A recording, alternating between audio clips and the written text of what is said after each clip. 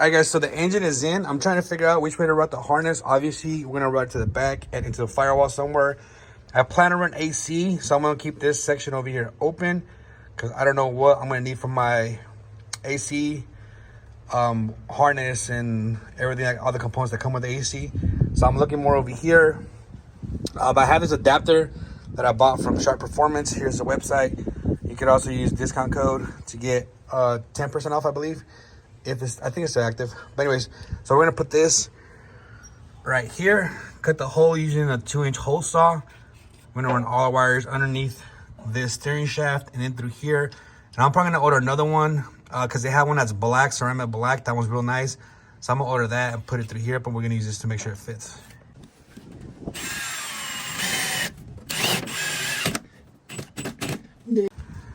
All right, so we got the hole drilled out. So now we're gonna run the harness. Now to run the harness, there's 2 ways to do it. You could either use the big connectors and push them through from the engine side into the firewall, into the cabin, or you can run all these little small connectors from inside the cabin and push them out into the engine bay.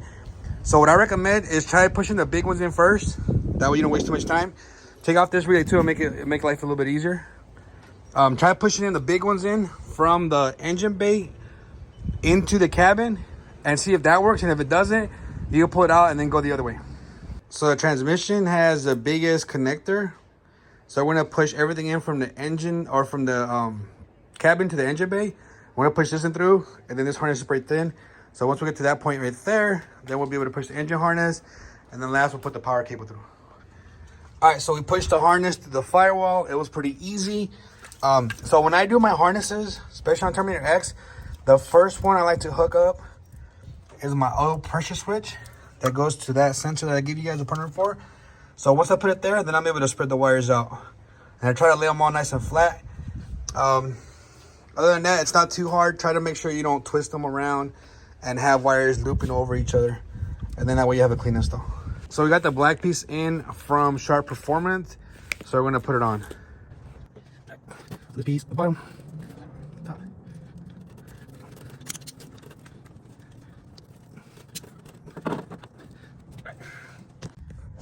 I'm gonna screw those 2 bolts in right there, and that's it.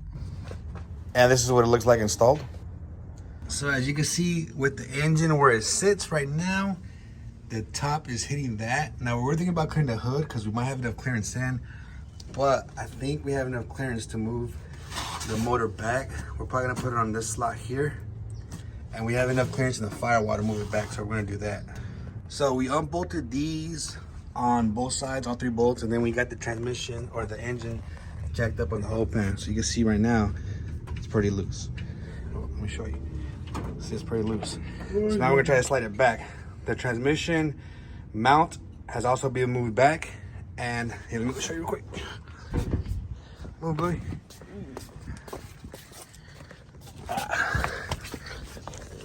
So we moved the transmission cross member back and we unbolted the transmission. So now we're gonna roll the whole assembly back and light up to that last hole. All right guys, so after we jacked up the engine transmission, we slid everything back and we bolted it on to the very last bolt hole on these adjustable adapters that we got from Billet Specialties that we bought from Pro Touring Store.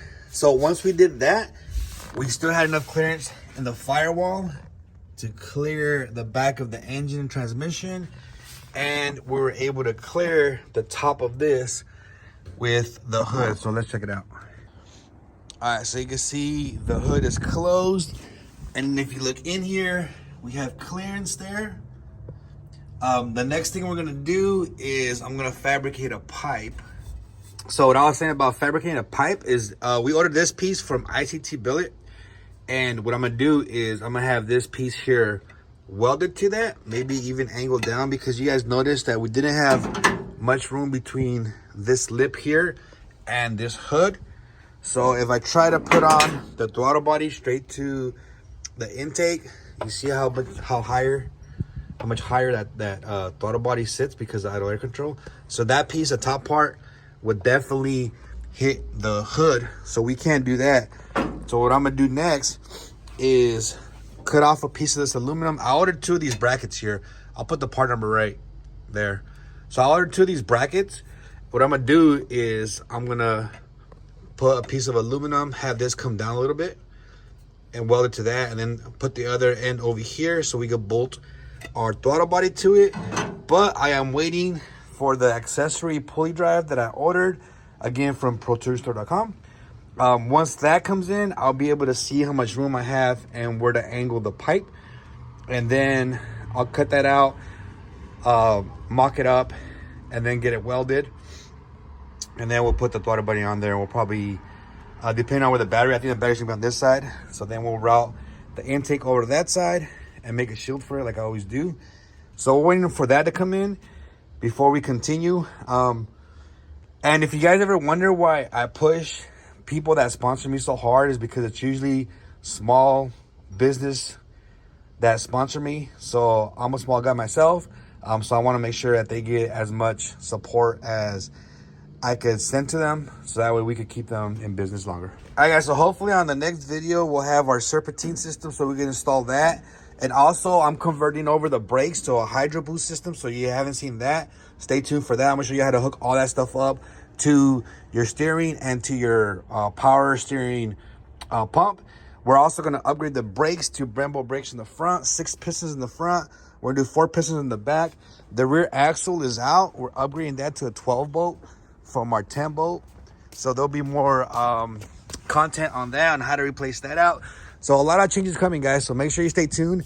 And if you ever want to support me, because I give you the best LS swap, no bullshit content, don't worry about subscribing or anything. If anything, check out my website. I sell merch. If you guys want to support me, definitely buy the merch. Appreciate you guys. I'm out.